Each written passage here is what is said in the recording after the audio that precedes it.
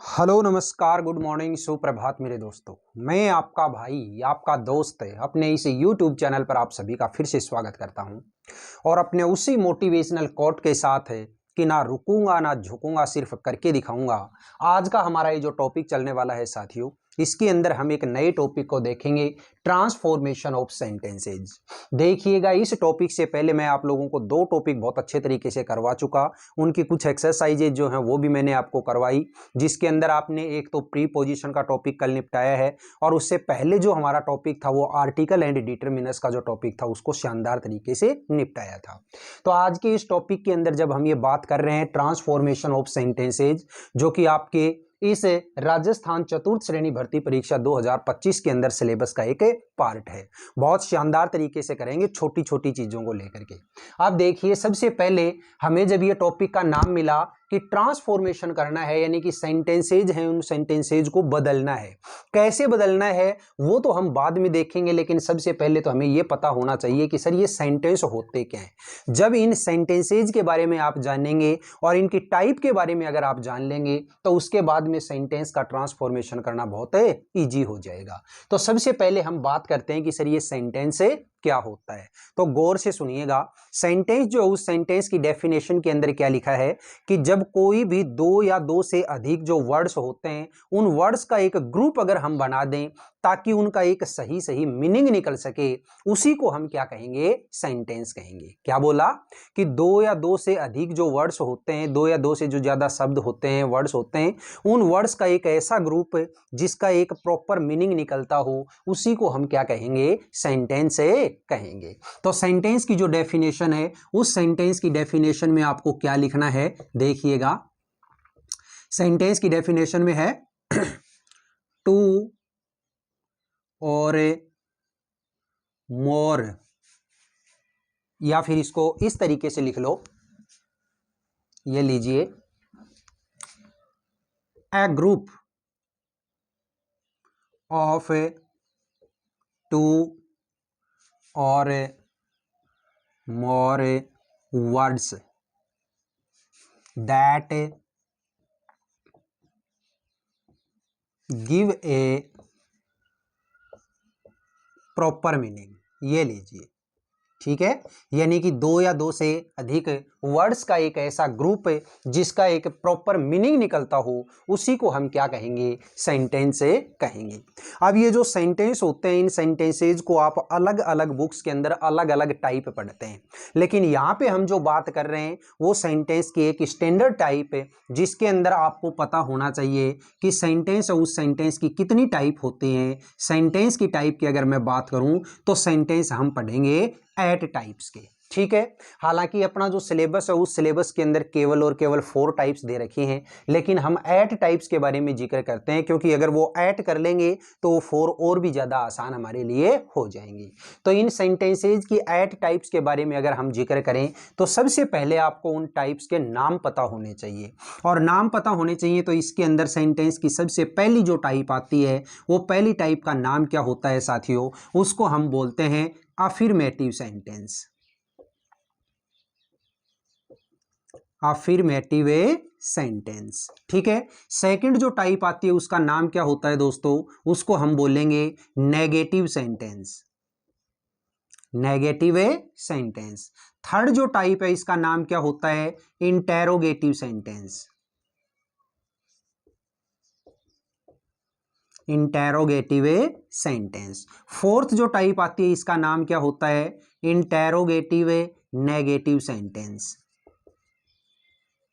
ठीक है। फिफ्थ जो आती है उसका नाम क्या होता है, ऑप्टेटिव, उसका नाम होता है इंपेरेटिव सेंटेंस।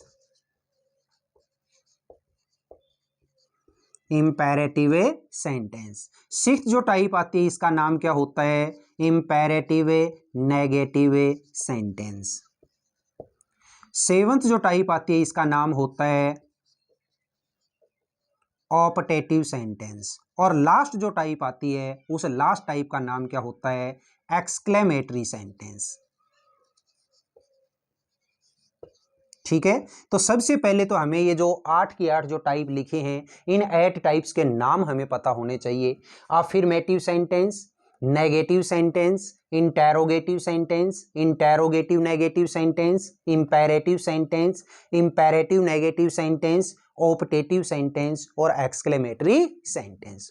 अब देखिएगा ये 8 की 8 जो हमारी टाइप हैं, इन टाइप्स का स्ट्रक्चर कैसे होता है, यानी कि इन सेंटेंसेस को अगर हम बनाएं तो उनको हम किस तरीके से उन वर्ड्स को एक जगह से दूसरी जगह के ऊपर हमें सेट कर सकते हैं ताकि हमारी वो टाइप है अच्छे से बन जाए। अब आज अगर ये सेंटेंस का टाइप हम कर लेंगे तो इसी के साथ में एक चीज आपको और समझ में आ जाएगी, और वो क्या है, हमारे सिलेबस के अंदर दे रखा है पंक्चुएशन मार्क्स। ठीक है, तो वो पंक्चुएशन मार्क्स का जो टॉपिक है वो भी साथ साथ इसी के साथ ही क्लियर हो जाएगा। पंक्चुएशन मार्क्स के अंदर हमें क्या देखना होता है कि कोई भी सेंटेंस है उस सेंटेंस के अंदर कौन सा साइन या कौन सा चिन्ह या कौन सा निशान किस जगह के ऊपर सेट हो, उसको हम क्या बोलते हैं, पंक्चुएशन मार्क्स बोलते हैं।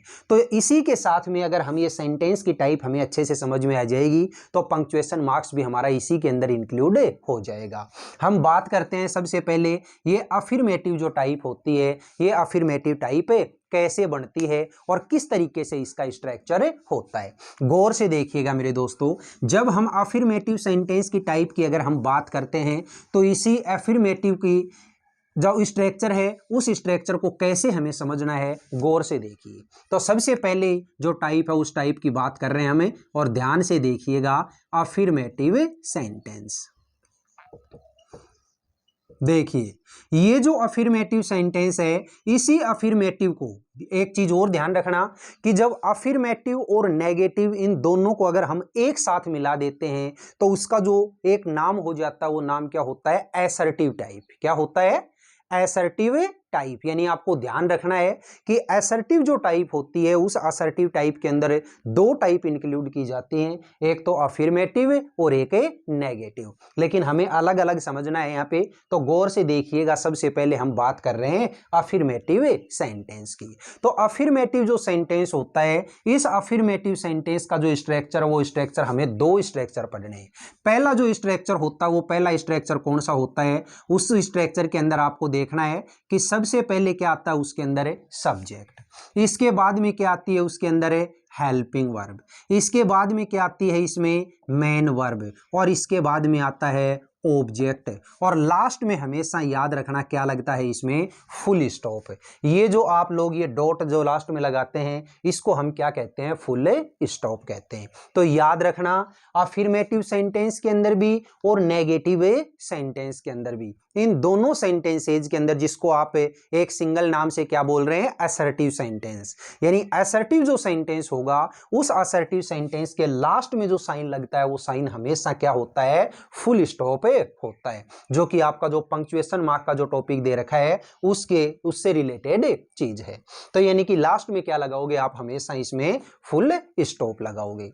एक तो ये स्ट्रक्चर होता है। एक दूसरा जो स्ट्रक्चर होता है वो दूसरा स्ट्रक्चर और कौन सा होता है, देखिए उस स्ट्रक्चर के अंदर हमें क्या पढ़ना है, सब्जेक्ट, सब्जेक्ट के बाद में वहां हेल्पिंग वर्ब नहीं होती, हेल्पिंग वर्ब नहीं होती तो सब्जेक्ट के जस्ट बाद क्या लग जाता है, मैंने वर्ब। ठीक है, और इसके बाद में आप क्या लगाओगे, ऑब्जेक्ट, और लास्ट में आपको जो लगाना है वो क्या लगाना है, फुल स्टॉप।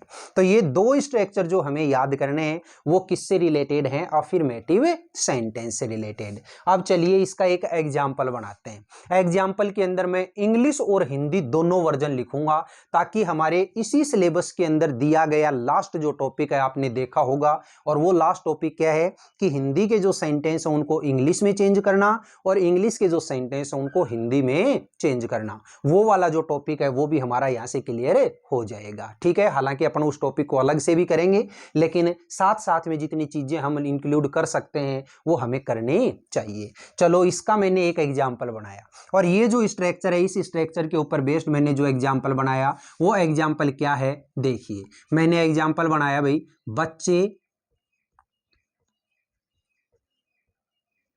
क्रिकेट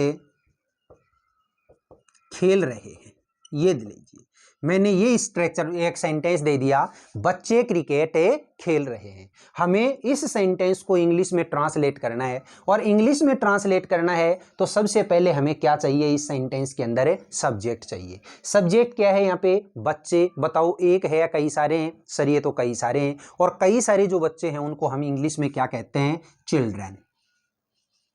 क्या कहते हैं, चिल्ड्रन। ठीक है, अब इसके बाद में क्या है, हेल्पिंग वर्ब। तो हेल्पिंग वर्ब इस सेंटेंस के अंदर क्या होगी, वो चीज हमें फाइंड आउट करनी है, और वो कहां से मिलेगी, किसी भी दिए गए सेंटेंस के लास्ट में साउंड क्या निकल रही है। लास्ट में साउंड क्या निकल रही है, यहाँ पे रहे हैं। तो याद रखिए, जब हम टेंस का टॉपिक करेंगे उस टाइम पे और अच्छे से समझ में आएगी ये चीज, कि जब भी लास्ट के अंदर रहा है, रही है, रहे हैं, रहा हूं, रही हूं, ये इस तरीके की अगर साउंड निकलती है तो हेल्पिंग वर्ब के रूप में आपको क्या चीज काम में लेनी है, इज, एम, आर।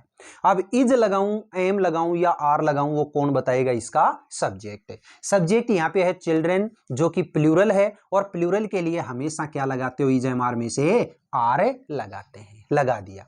अब इसके बाद में क्या है, मेन वर्ब। तो मेन वर्ब क्या है, यहाँ पे खेलना, और खेलना को आप इंग्लिश में क्या कहते हैं, प्ले कहते हैं। ये लिख दिया मैंने, प्ले। लेकिन इतने से काम नहीं चलेगा, याद रखिए, जब भी आप helping verb is, am, are लगाते हैं तो यहां जो मेन वर्ब होती है उस मेन वर्ब की फर्स्ट फॉर्म में आईएनजी जोड़ा जाता है। तो यहां पे हमने प्ले में जब आईएनजी जोड़ा तो क्या जो हो गया, ये प्लेइंग। चिल्ड्रेन आर प्लेइंग, बच्चे खेल रहे हैं। क्या खेल रहे हैं, क्रिकेट खेल रहे हैं। तो ये क्या हो गया, इसका ऑब्जेक्ट। बोलिएगा, ये जो सेंटेंस है ये शानदार तरीके से आपके समझ में आया कि नहीं आया। चिल्ड्रेन आर प्लेइंग क्रिकेट, बच्चे क्रिकेट खेल रहे हैं। दूसरा देखिएगा, एक नेक्स्ट एग्जांपल और दिया मैंने, और वो एग्जांपल क्या है, मैं खाना खा चुका हूं। मैं खाना खा चुका हूं। तो देखिएगा गौर से, सेंटेंस के अंदर सबसे पहले सब्जेक्ट क्या है, मैं, यानी कि मैं को क्या कहोगे आप इंग्लिश में, आई। ठीक है, अब इसके बाद में हेल्पिंग वर्ब। तो हेल्पिंग वर्ब मैंने आपको अभी अभी आपको बताई है कि हेल्पिंग वर्ब के लिए जो फाइंड आउट करना है आपको, वो कहां से मिलेगा, कि सेंटेंस के लास्ट में जो साउंड निकल रही है वो साउंड देखनी है। लास्ट में साउंड क्या है इसके, चुका हूं। तो याद रखिएगा, जब भी सेंटेंस के लास्ट में चुका है, चुकी है, चुका हूं, चुके हैं, चुकी है, इस तरीके से अगर साउंड निकलती है तो हेल्पिंग वर्ब हमेशा आप क्या लगाओगे, हैज और हैव। ठीक है, हैज किसके साथ लगता है, सिंगुलर सब्जेक्ट के साथ, और हैव किसके साथ लगता है, प्लूरल सब्जेक्ट के साथ और आई के साथ। तो आई के साथ हमें हेल्पिंग वर्ब लगानी है, क्या लगाओगे, हैव लगाओगे। लगा दिया। अब इसके बाद आती है मेन वर्ब। तो मेन वर्ब क्या है यहाँ पे, खाना। और खाना जो होता है, इस खाना को हमें क्या कहते हैं, ईट, EAT। या तो आप ईट काम में लीजिए या फिर आप टेक काम में लीजिए। खाना खाने को हम क्या कहते हैं, टेक भी कहते हैं, TAKE। तो यहाँ पे मुझे क्या लिखना है, टेक लिखूं या ईट लिखूं, आपकी मर्जी, कोई भी लिख दो, लेकिन उस टेक से और ईट से काम नहीं चलेगा। याद रखना, जब भी हेल्पिंग वर्ब हैज, हैव और हैड काम में आ जाती है तो इसके बाद हमेशा मेन वर्ब की कैसी फॉर्म आती है, थर्ड फॉर्म में आती है। और थर्ड जो फॉर्म आती है, तो थर्ड फॉर्म आप ईट अगर यहाँ पे काम में ले रहे हो तो उसकी थर्ड फॉर्म क्या होगी, ईटन। और टेक अगर काम में लेते हो तो उसकी थर्ड फॉर्म क्या होगी, टेकन। तो मैंने यहाँ पे काम में लिया टेक, और टेक की थर्ड फॉर्म क्या है, टेकन। आई हैव टेकन, मैं खा चुका हूं। क्या खा चुका हूं, खाना, यानी कि फूड। ये लीजिएगा दोस्तों, I have taken a food. ठीक है, चलो एक एग्जाम्पल और लेते हैं। मैंने एक एग्जाम्पल और दिया, और वो जो एग्जाम्पल है वो एग्जाम्पल क्या है, जैसे बंदर केले खा रहे थे। बंदर केले खा रहे थे। तो देखो यहाँ पे खाने वाले कौन है, बंदर। तो ये जो सब्जेक्ट हो गया, और सब्जेक्ट है वो सब्जेक्ट को आप बंदर को मतलब इंग्लिश में क्या बोलोगे, मंकीज। ये लीजिए, मंकीज। अब यहाँ पे मंकीज क्यों लगाया मैंने, क्योंकि खा रहे थे मतलब कई सारे हैं, और कई सारे हैं इसलिए प्लूरल हो जाएगा। अब क्या आएगा, हेल्पिंग वर्ब। तो हेल्पिंग वर्ब मुझे कहां से मिलती है, सेंटेंस के लास्ट की जो साउंड होती है वो वहां से। सेंटेंस के लास्ट में क्या लिखा है, रहे थे, ऊपर वाले में तो क्या है, रहे हैं। जब भी रहा है, रही है, रहे हैं इस तरीके की साउंड आती है तो हेल्पिंग वर्ब क्या लगाते हो आप, इज एम आर। और रहा था, रही थी, रहे थे इस तरीके की साउंड अगर आती है तो हेल्पिंग वर्ब क्या लगती है, वोज या वर। अब वोज लगाऊं या वर लगाऊं वो कौन बताएगा, सेंटेंस का सब्जेक्ट। सेंटेंस का सब्जेक्ट अगर सिंगुलर है तो वोज लगा दो और प्लूरल है तो वर लगा दो। तो मैंने क्या लगाया यहाँ पे, वर लगाया। क्यों, क्योंकि सेंटेंस का सब्जेक्ट क्या है मेरा, प्लूरल है। मंकीज वर। तो हेल्पिंग वर्ब भी आ गई, सब्जेक्ट भी आ गया, अब आएगी मेन वर्ब। तो मेन जो वर्ब हो, मेन वर्ब तो क्या है, खाना। और खाना के लिए आप क्या काम में ले रहे थे अभी, ईट या टेक। तो मैंने यहाँ पे लगाया ईट।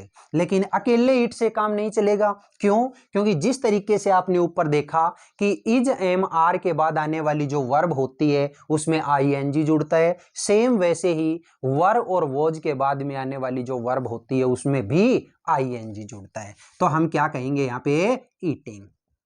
ठीक है, मंकीज वर ईटिंग, बंदर खा रहे थे, क्या खा रहे थे, केले यानी कि बनानाज। ये लीजिएगा, बताइए इस स्ट्रक्चर से रिलेटेड आपको ये तीनों सेंटेंस अच्छे से समझ में आए या नहीं आए। नेक्स्ट हम स्ट्रक्चर की बात करते हैं और वो स्ट्रक्चर कौन सा है, जिसमें सब्जेक्ट, मेन वर्ब और ऑब्जेक्ट। चलो इस स्ट्रक्चर के ऊपर जो एग्जाम्पल हैं वो एग्जाम्पल हमें बनाते हैं। देखिएगा मैंने एक एग्जाम्पल लिखा और वो जो एग्जाम्पल, और एक चीज और याद रखना कि ये जो स्ट्रक्चर है ये स्ट्रक्चर केवल और केवल दो ही टेंस के अंदर काम आएगा। और वो कौन से, एक तो प्रेजेंट सिंपल टेंस और एक पास्ट सिंपल टेंस के अंदर। तो यहाँ पे हम एग्जाम्पल बनाते हैं और एग्जाम्पल मैंने बनाया, जैसे वह अंग्रेजी पढ़ाती है। देखो भाई मैंने ये सेंटेंस लिखा, वह अंग्रेजी पढ़ाती है। देखो पढ़ाने वाला कौन है, वह, और पढ़ाती है मतलब कोई ना कोई लेडी है। और लेडी के लिए, वह के लिए क्या वर्ड काम में लेते हो आप, शी। ये लगा दिया। तो ये तो आ गया सब्जेक्ट। इसके बाद क्या है, मेन वर्ब। तो मेन वर्ब क्या है यहाँ पे, पढ़ाना। और पढ़ाना को हम इंग्लिश में क्या कहते हैं, टीच कहते हैं। क्या कहते हैं, टीच। क्या सर इससे काम चल जाएगा, नहीं चलेगा। याद रखिए जब भी लास्ट में ता है, ती है, ते है ये साउंड निकलती है तो आपको जो मेन वर्ब होती है उस मेन वर्ब की दो फॉर्म काम में लेनी है। कौन सी, या तो फर्स्ट फॉर्म या फिफ्थ फॉर्म। फिफ्थ फॉर्म कैसे बनाते हो आप, फर्स्ट जो फॉर्म होती है उस फर्स्ट फॉर्म के अंदर एस, ईएस या आईएस जोड़ करके।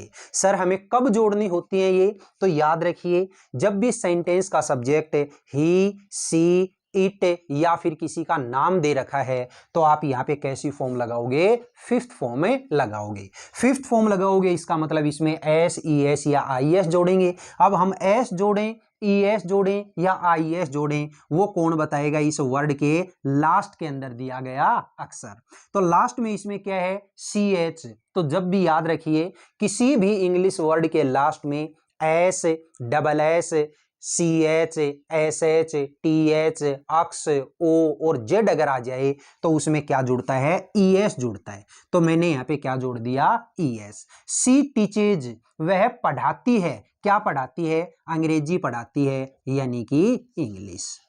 ठीक है, तो ये सेंटेंस मैंने दिया, शी टीचेज इंग्लिश, वह अंग्रेजी पढ़ाती है। दूसरा मैंने एक एग्जाम्पल और दिया और वो जो एग्जाम्पल है वो क्या है, मैंने लिखा देखो, मैंने आम खाया।